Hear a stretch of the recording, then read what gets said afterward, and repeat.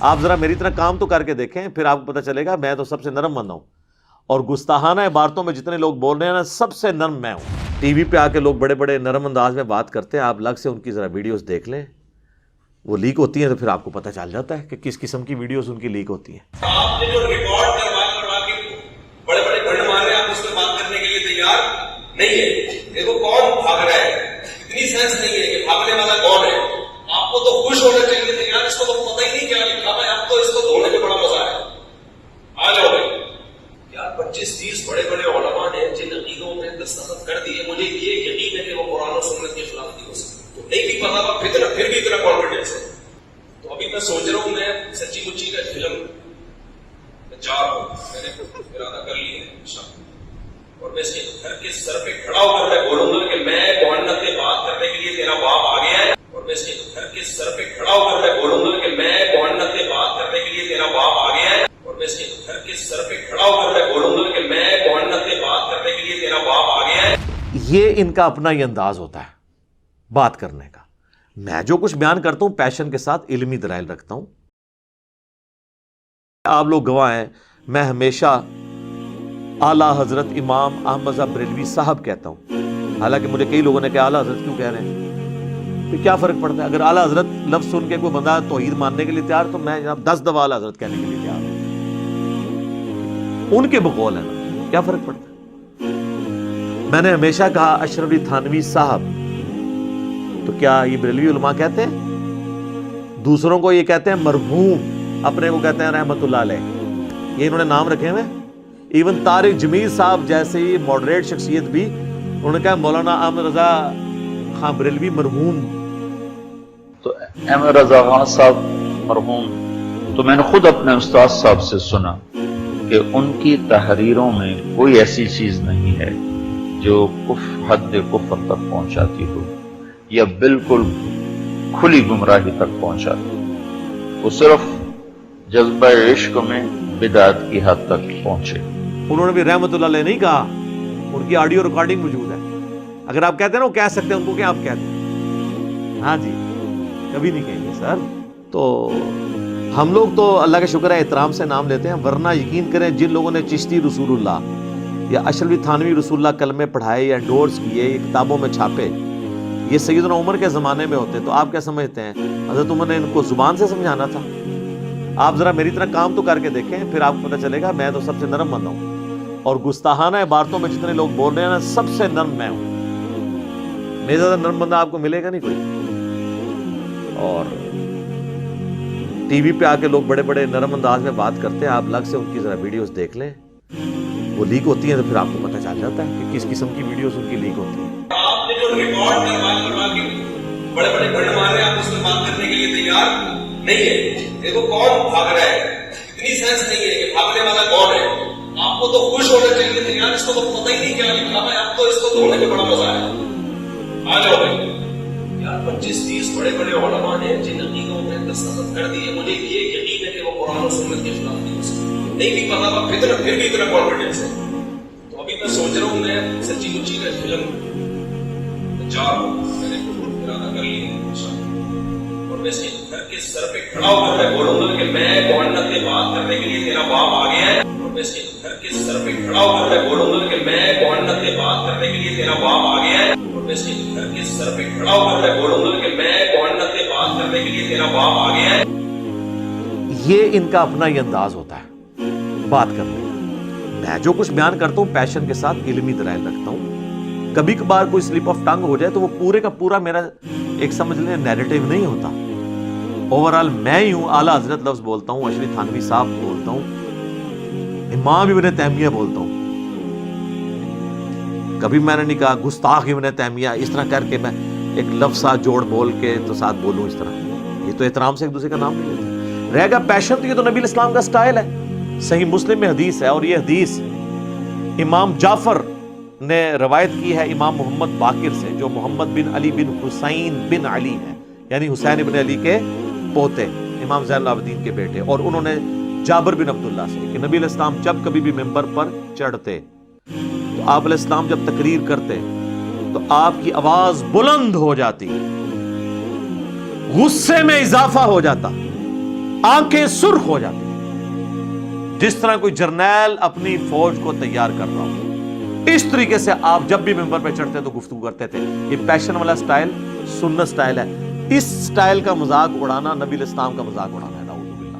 لیکن چونکہ ان جاہلوں کو پتہ ہی نہیں، نہ انہوں نے قرآن پڑھا نہ حدیث، یہ تو اپنی فقہ کی کتابیں اور دورہ حدیث کرتے ہیں، اور اس کے بعد پھر ان کو یعنی وہ دورہ حدیث سے اتنا کیا نہیں ہوتا، ان کو دورے ہی پڑھتے رہتے ہیں اپنی فقہ کے۔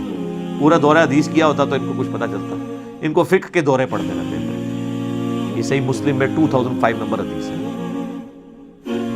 تو یہ نبی الاسلام کا سٹائل ہے۔ اور اس کے بعد آپ علیہ السلام کہتے ہیں میں اور قیامت اس طرح ساتھ بھیجیں گے جس طرح یہ 2 انگلیاں۔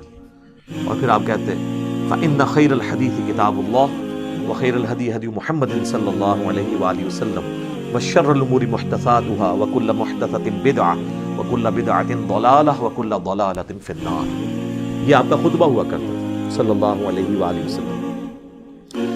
اب لہٰذا کسی عالم دین کے ساتھ میرا کمپیریزن نہ کروائیں، کروانا ہے آپ نے پیشن کا تو ڈاکٹر اسرار صاحب سے کروائیں، تو آپ کو وہاں پہ بھی یہ سٹائل نظر آئے گا۔ رہ گیا میرے موضوعات، تو وہ تو دنیا میں کسی نے ان موضوعات کو ٹچ نہیں کیا، کیونکہ اس کے ساتھ تو بہت بڑی دنیاوی نقصانات، ایون جان کا نقصان جوڑا ہوا۔ لہٰذا کہنا جی طارق جمیل صاحب کتنا میٹھا بولتے ہیں، جی مجھے وہ لیکچر بتائیں جس میں انہوں نے چشتی رسول اللہ اور اشرفی تھانوی رسول اللہ کا رد کیا اور بڑے میٹھے انداز میں لوگوں کو سمجھایا کہ یہ کلمات نہیں ہوتے، یا آپ بھی کہہ کے ریکارڈ کروا دیں۔ تو آپ 2 مختلف چیزوں کو کمپیئر کروا رہے ہیں۔ آپ گولف کے بال کا مقابلہ کرکٹ کے بال کے ساتھ کروانا چاہ رہے ہیں، ان کے ٹاپکس ہی نہیں ہیں۔ چلیں آپ خود کر کے بتا دیں ذرا، پھر آپ کو پتہ چل جائے گا آپ کے ساتھ جو ہوگی کتنا عرصہ آپ سروائیو کریں گے۔ تو میں تو اللہ کا شکر ہے پھر بھی بڑا نرم ہوں، اور اگر یہ علماء مجھے مخلص ہوتے نا سمجھانے میں، تو ہوتا یوں کہ میرے پاس آتے اکٹھے ہو کر بریلوی علماء اور مجھے کہتے ہیں کہ دیکھیں آپ تھوڑی سی یزید کے معاملے میں نرمی کریں، آپ ہر معاملے میں اہل حدیث کو یزید والے مسئلے میں اتنا رگڑا لگاتے ہیں، ان کے بیچاروں کے چڑیا جتنے دل دکھ جاتے ہوں، آپ بار بار یزید کو کنڈیم کرتے ہیں، بار بار ٹھیک ہے ہم بھی مانتے ہیں کہ یزید نے برا کام کیا، لیکن اہل حدیث ہمارے بھائی ہیں، ان کے دل دکھتے ہوں گے، آپ یزید والا ٹاپک چھوڑ ہی دینا۔ یہ کہیں گا کبھی کوئی بریلوی؟ کیا کہے گا؟ منڈ کے رکھو انہوں نے، چک کے رکھو کام، انجینئر صاحب چک کے رکھو، یہ لکھا ہوتا ہے کمنٹس میں، کام چک کے رکھو۔ آج تک مجھے کسی اہل حدیث نے نہیں آ کے کہا کہ دیکھیں آپ علی بھائی ہر دوسرے لیکچر کے اندر آپ یہ کہتے ہیں کہ مرے ہوئے بزرگوں کو پکارنا شرک ہے، یہ قبروں پہ مزارات نہ بنائے جائیں، یہ بدعت ہے، توحید کے اوپر آپ اتنا زور لگاتے ہیں، مزارات کی مذمت کرتے ہیں، ہر دوسری ویڈیو میں کہتے ہیں رفع الیدین کے ساتھ نماز پڑھو، یہ سنت طریقہ ہے۔ تو ہمارے حنفی جو بریلوی اور دیوبندی بھائی ہیں، ان کے چڑیا جتنے دل دکھ جاتے ہیں، آپ کو کیا ضرورت ہے رفع الیدین پہ بات کرنے کی؟ چپ کر کے بس اپنا ایک بات کریں، ان کے دل دکھ جاتے ہوں، کبھی نہیں کوئی اللہ کے فضل سے اس کے بعد بھی کوئی نہیں آ کے سمجھائے گا۔ میں تھوڑی بوتھیے تو اندازہ لا لیں گے تسی ایکٹنگ پہ کر دے ہو یا تسی اندروں پہ بول دے ہو، پتہ لگ جائے ہوں زیادہ کون تو پہچان سکتا ہے، بلکہ سونگ کے بھی دس دیں، آپ نہیں مطلب سونگ کے بتا نہیں دیتے۔ آپ مجھے بتائیں ایک بندہ آپ کے سامنے آئے جس کے بال بکھرے ہو، اتنی لمبی داڑھی ہو اور آدھی پنڈلی تک اس نے شلوار اٹھائی ہو، تو آپ کو وہم بھی آئے گا کہ یہ بریلوی ہے؟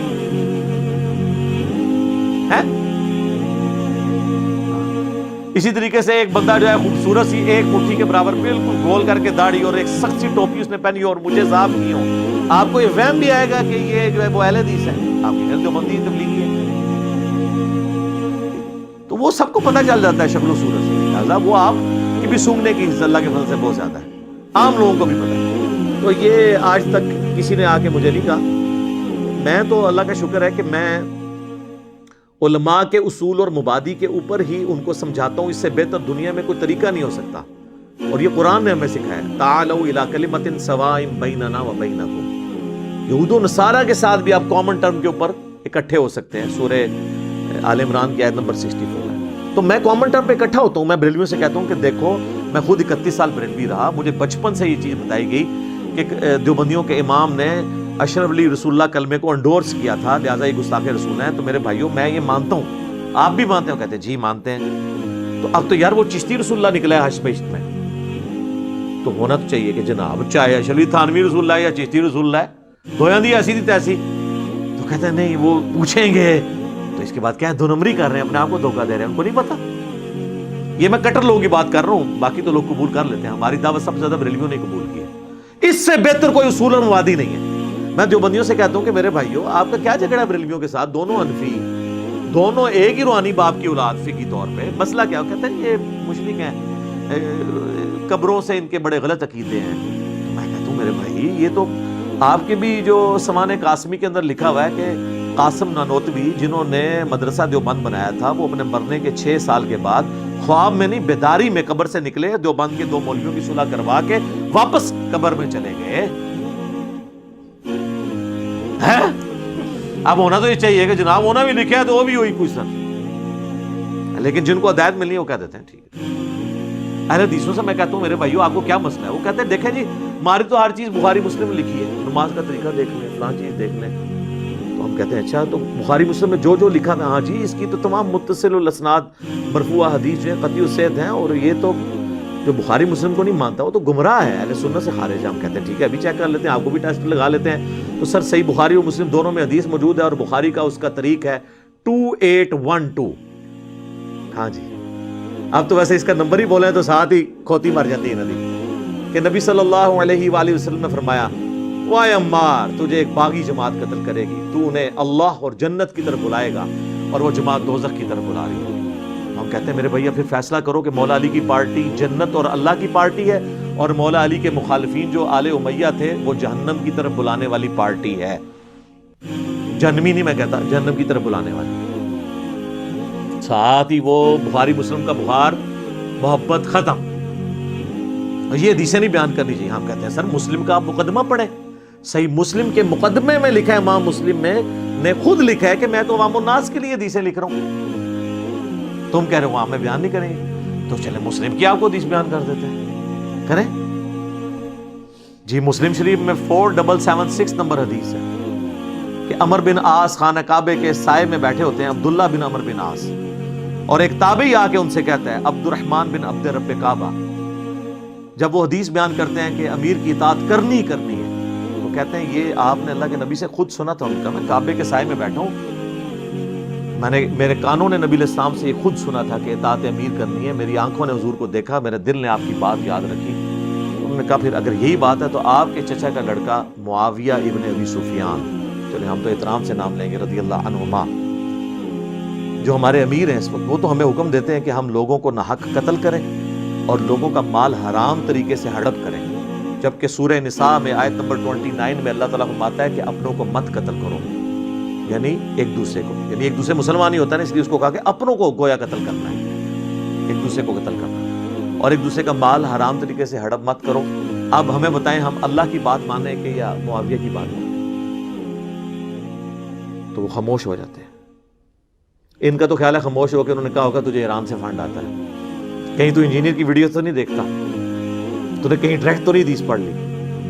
تو وہ سر اٹھا کے کہتے ہیں جن کاموں میں معاویہ تمہیں اللہ کے حکم کے مطابق چلاتا ہے اس میں ان کی اطاعت کرو, اور جس میں وہ مخالفت کرے تم اس کی نافرمانی کرو. یہ حدیث جب ہم مسلم سے بیان کرتے ہیں تو یہ ماننے کے لیے تیار ہو جائیں گے. اور اس سے بڑی حدیث صحیح مسلم کی 240, علی سے محبت نہیں رکھے گا مگر مومن, علی سے بغض نہیں رکھے گا مگر منافق. بغض علی کی جتنی شکلیں ہیں وہ منافقت کی اولین علامتوں میں سے ایک علامت ہے. بس آپ یہ حدیث کسی سنی کی مسجد میں لگا کے دیکھیں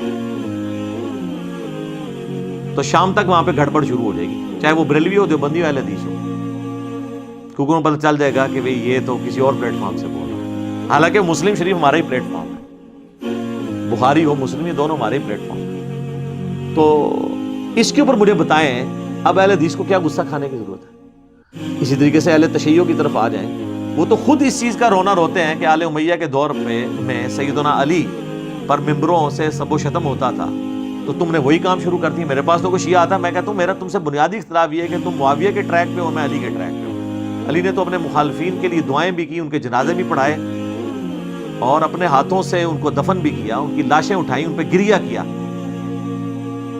اور تم لوگ جو ہے وہ حضرت علی کے طریقے پہ نہیں چلتے ہو, اور ان لوگوں کے طریقے پہ چلتے ہو جنہوں نے 60 سال تک ممبروں پہ حضرت علی پہ لعنت کی. تم بھی صحابہ پہ لعنت کر کے انہی کے طریقے پہ ہو. تو آگے سے وہ بھی پریشان ہو جاتا ہے. اب اس سے بہتر اور کیا طریقہ ہے ان کو سمجھانے کا؟ تو ہم جس اصول اور مبادی، اسی کو میں نے اینٹی وینم، پھکی الزامی جواب نام دیا ہے. جیسے کوبرا سانپ کاٹ جائے نا تو اس کا علاج بھی کوبرے کے زہر سے ہوتا ہے، اسے کہتے ہیں وینم کا علاج اینٹی وینم، جو اس کے زہر سے بنتا ہے. تو میں اسی اصول کے اوپر ان کو جواب دیتا ہوں. اسے میں اینٹی وینم کہہ دیتا ہوں، پنجابی میں اسے پھکی کہہ دیتا ہوں، اردو میں اسے کہا جاتا ہے الزامی جواب، کہ ہاں بھئی اب اس پہ اگر یہ بات ہے تو تو بھی ماننا. تو یہ کسی کو برا نہیں لگنا چاہیے.